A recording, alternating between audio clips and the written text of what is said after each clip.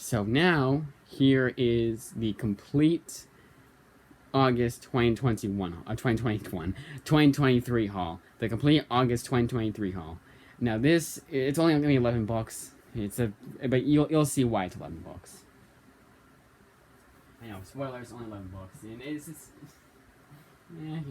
it's one of those instances where even I have to admit it's quality over quantity. And I think that's what I'm going to try and do especially for next month. Because next month, it's kind of a crazy month a bit. Because October, I know it's not next month. October is my dad's birthday, so September I'm only going to have to put at least 1 week's allowance for his gifts. So it's like, you know what, I'm only losing 1 week, so you know what, let's go all out. It probably won't be a lot of books, but we'll see. Hopefully I'll make okay with whatever I decide to get. First up, we have Angelic Volume One, Airs and Graces, by Simon Spurrier, with artwork done by Casper Wingard, or Wingard, or how you say. I say Wingard. Collecting 1 through 6 of Angelic. Now, as you can probably tell, this is a smaller sized trade paperback. I don't know why they do this with these books. It says rated T for teen, but it is kiddie book. It is very kid friendly. It's all ages. But, well, it's T for teen, but it's kind of like, yeah, a kid could read just fine, But with those books, they tend to go a smaller size. I don't know why. I bet you any money, because this guy's collects 1 through 6, that each issue was your average issue size. So what? They wait for the trade to have this digest size for smaller hands? That's the only reason I can think of, smaller hands. It's not that thick a book. I don't know. It's one of those things kind of piss me off. If you have no other reason to, you should put it in really sized. There's the artwork. You can tell the lettering is a lot smaller already. But yeah, at that point, just make it standard size. There's no other reason not to. No kid's gonna be like, oh, I'm not buying this. It's standard size because standard size softcover. It's hardcover, yeah, I understand. It's a softcover, and it's a thin book too. But 1 through 6 of Angelic. And it's one of those gripes that it's not a deal breaker or anything to me, but I don't know. The other Simon Spurrier book, Cry Havoc Volume One, Mything in Action. Yes, I'm going to say instead of missing, it's how it's saying mything, with a lisp. I think that was the whole, that's the point. It's the whole joke there. So Cry Havoc Volume 1, collecting 1 through 6 of Cry Havoc. This is not a kiddie book. This is actually rated M for mature, the exact opposite. And no, there's no way you could say, oh, well, exactly. No. Even with Teen Plus, it kind of can't do that.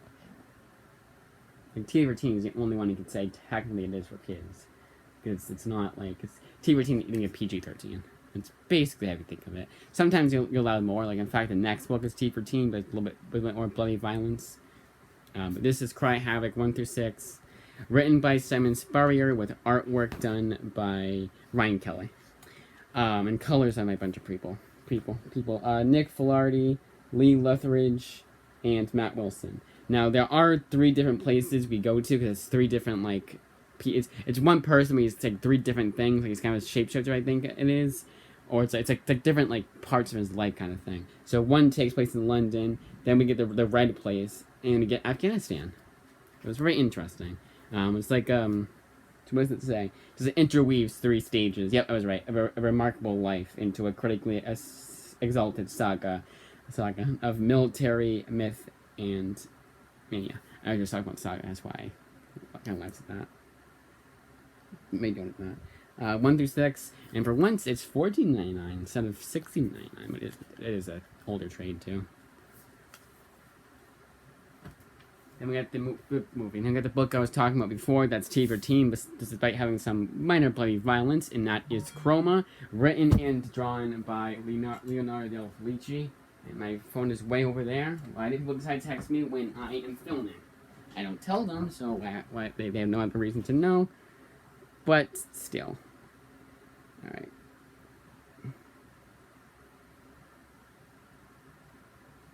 Alright.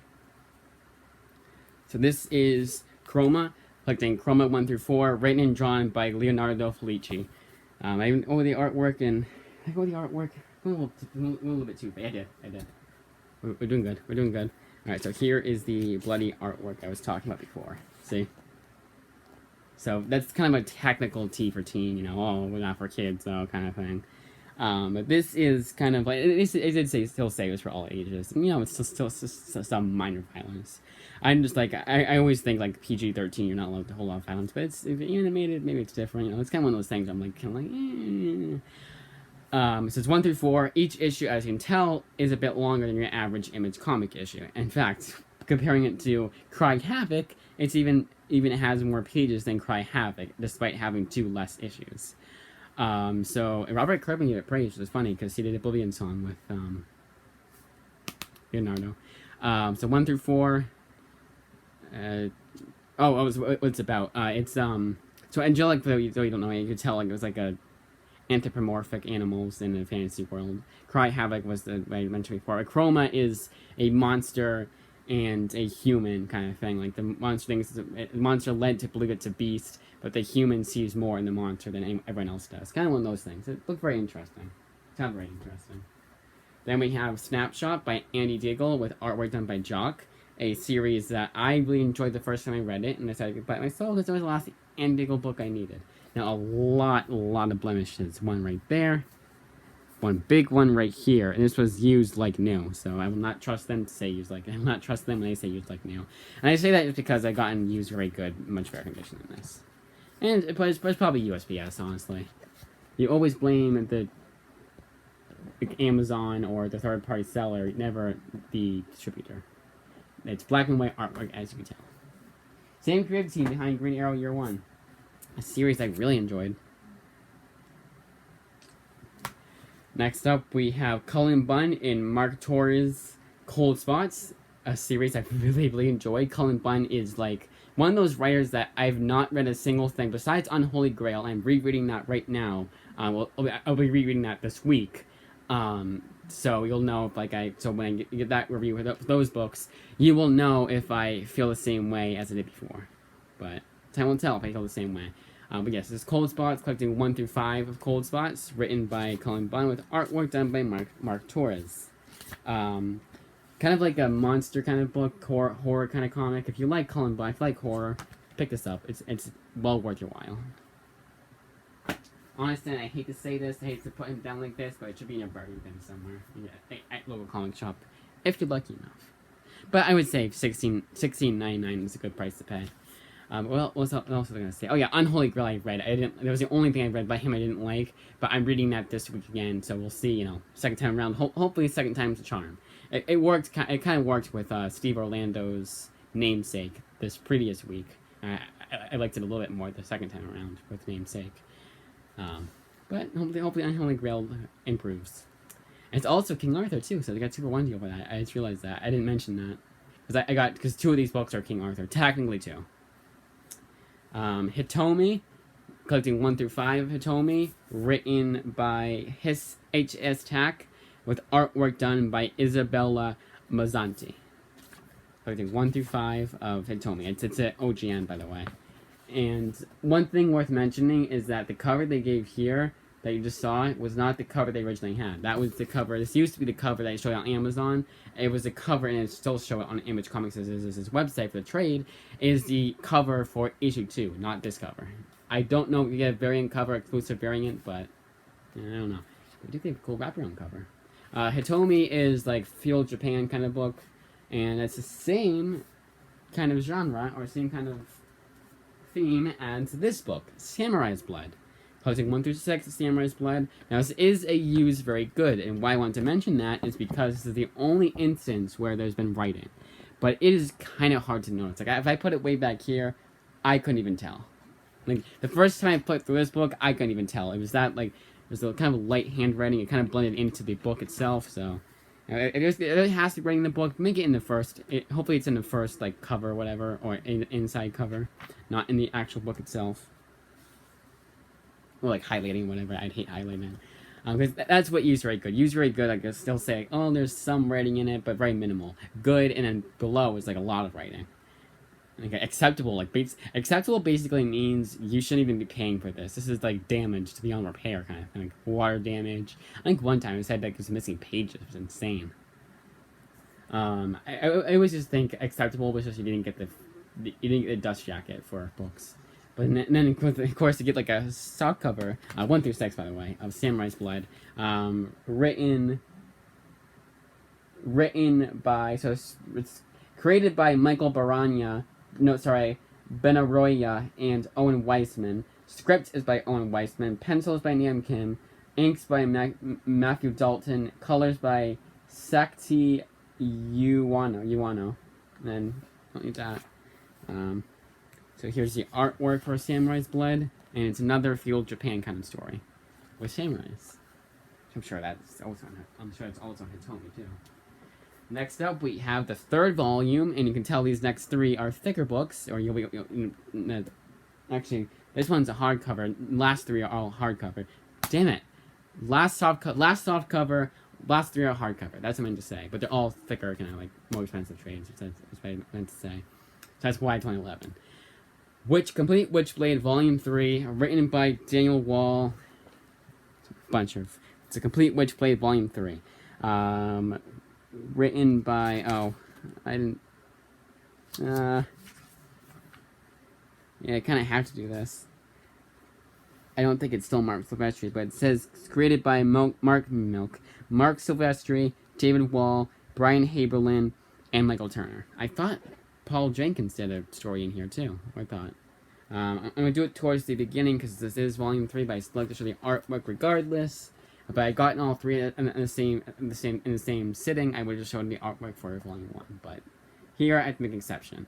Here's the artwork for Volume 3, and here is a little blemish here. It's a terrible little blemish.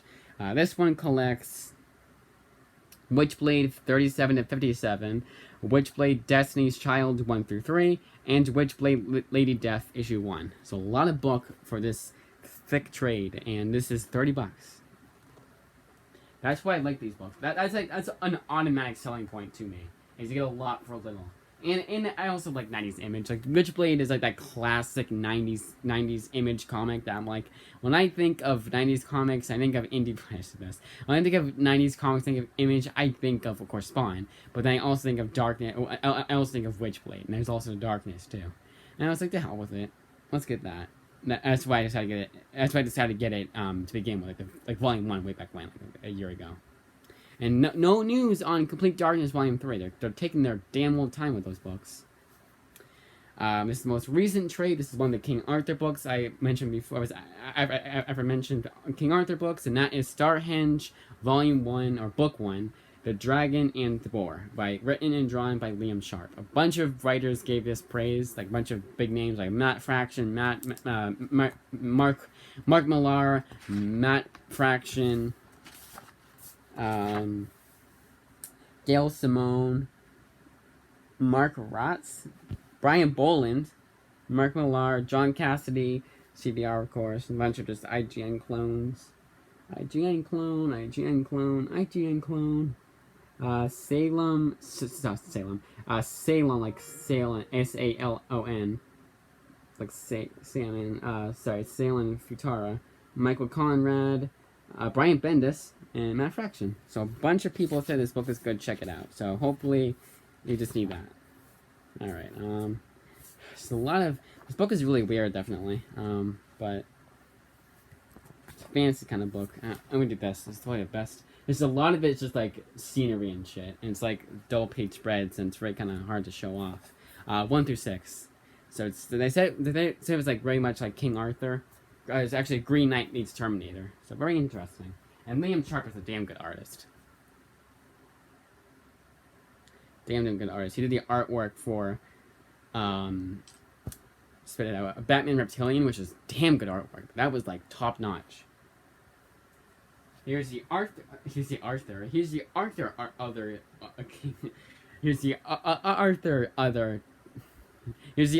Arthur book, Green Valley. This is technically King Arthur. It's one of the comparisons one of the reviewers was making. He also made a comparison to Seven Samurai too. But this is Green Valley, written by Max Landis with artwork done by Giuseppe Camuncoli. I was like, damn, what was his first name? Which is artwork done by Giuseppe Camuncoli, collecting 1 through 9 of Green Valley. I'm trying to do this right fairly quickly, I know, but there's some. Oh, hold on. I'll take a mention. I feel like you need to mention. It's the artwork.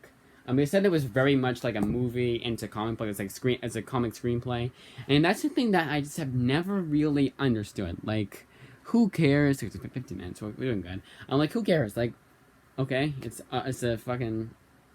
Like, it was like Netflix pitch is the one thing. Like, I don't really get that criticism. Like, oh, it's a Netflix. And I've had it explained to me, but even then, like, it's like you're just looking for that, aren't you? Or you just noticing. You know, some people are better critics than me, so they just notice that shit, and I would never notice it unless someone pointed it out to me. So that probably says a lot more about me than it does them. And no, fair point. And that's critics for you, and that's how not just critics, but that's different opinions for you. You know, someone else is going to see something out of something you'll never see unless it gets pointed out to you.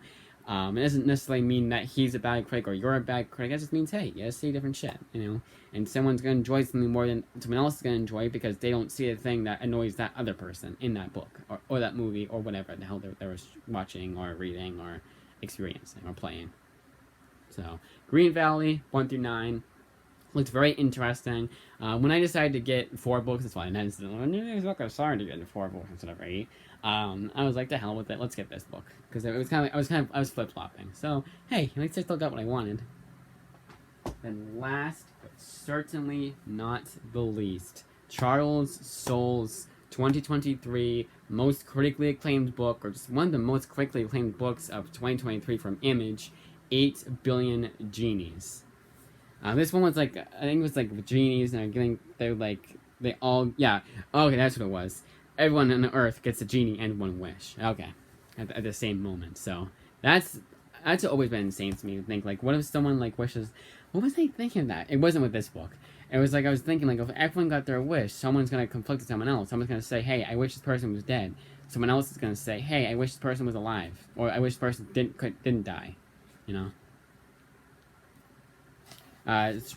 Artwork is done by Charles Soule, so it's the same creative team behind Curse Words. And this collects all 8 issues of 8 Billion Genies.